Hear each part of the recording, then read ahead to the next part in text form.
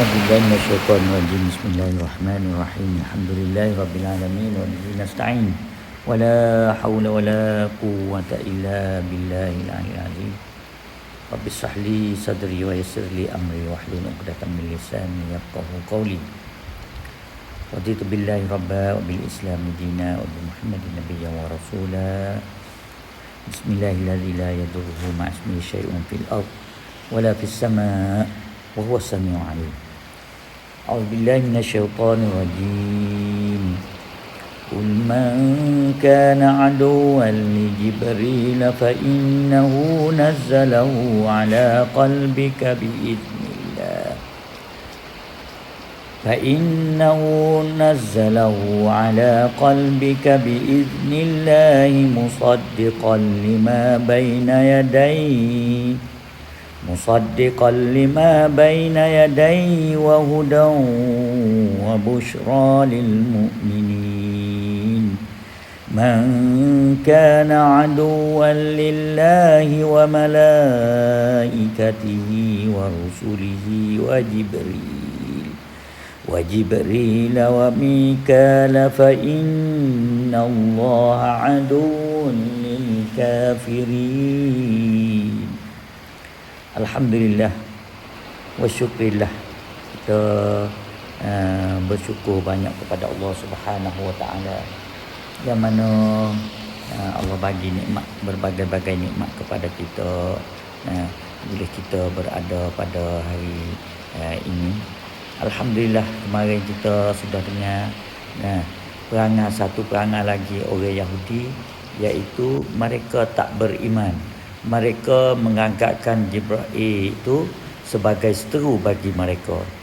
Dan ayat ini lagi sebagai menerangkan lagi, man kana aduwwan lillahi wa malaikatihi wa rusulihi wa Jibril wa Mikal. Dan bagi siapa dia itu kelakuan mereka aduwan lillah, anggapkan bahawa Allah Subhanahu wa taala itu adu, mari aduwan li Jibril. Pada hari ini, ayat ini, orang yang dianggapkan seteru lillah wa malaikatih, yang mana dia anggap seteru, dia tidak turut dan dia tidak beriman kepada Allah dan tidak beriman kepada malaikat-malaikat. Wa rusulih, dan dengan rasul. Wa Jibril wa Mikal, dan kepada Jibril dan mereka Mikail. Jadi orang Yahudi juga, Tuhan mari buka juga bagi dia, mereka itu anggap sebagai Allah Subhanahu wa taala adu.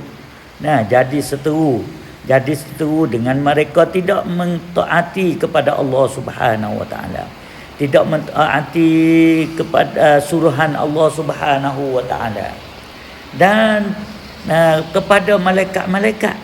Yang mana orang Yahudi ni, lebih-lebih lagi malaikat Jibril mari tu, nak ayat kata apabila mereka salah ataupun mereka buat perkara yang tidak disuruhi oleh Allah Subhanahu wa taala, melanggahi dengan ajaran Allah Subhanahu wa taala, Jibril inilah malaikat Jibril ni mari royak kepada nabi-nabi mereka.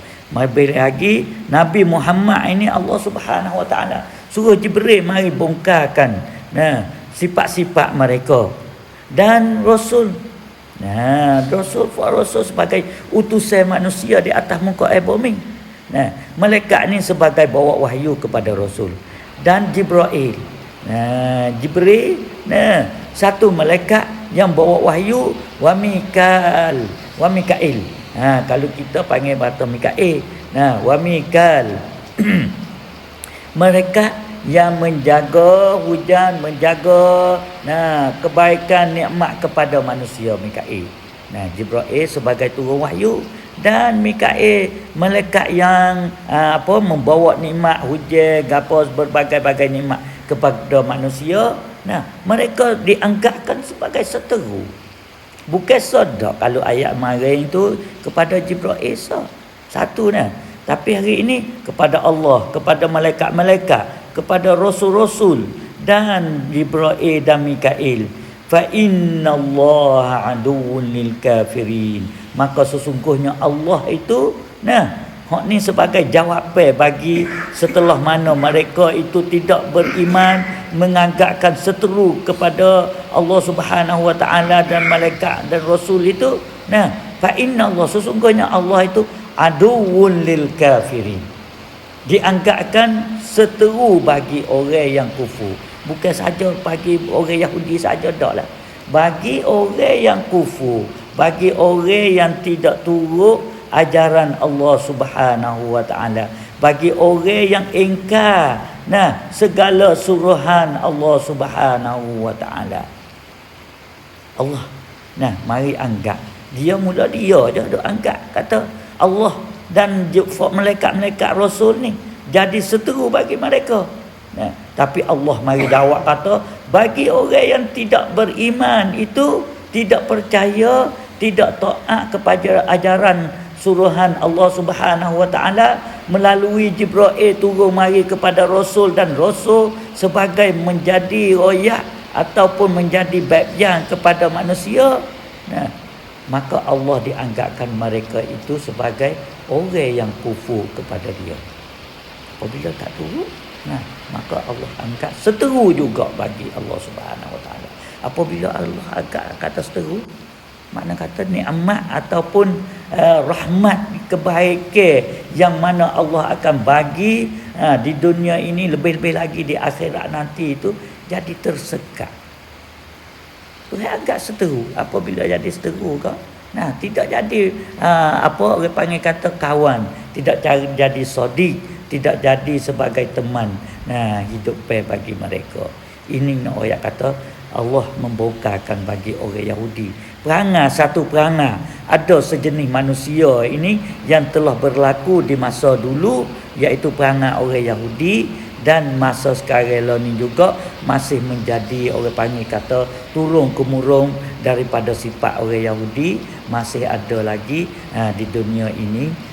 Maka setelah mana kita dengar dua ayat ni, kita pakat hindari, kita pakat jauhlah daripada perkara yang mana duk lawan dengan Allah Subhanahu wa taala, duk anggap seteru kepada Allah Subhanahu wa taala, duk agak kata tidak baik dengan Allah Subhanahu wa taala. Maka kita jauhkanlah. Semoga kita dinikmati, dikasihi oleh Allah Subhanahu wa taala di dunia ini hingga sampai kepada hari akhirat kelak nanti. Wa fawdu amri ila Allah, inna Allah rasulul. Assalamualaikum warahmatullahi wabarakatuh.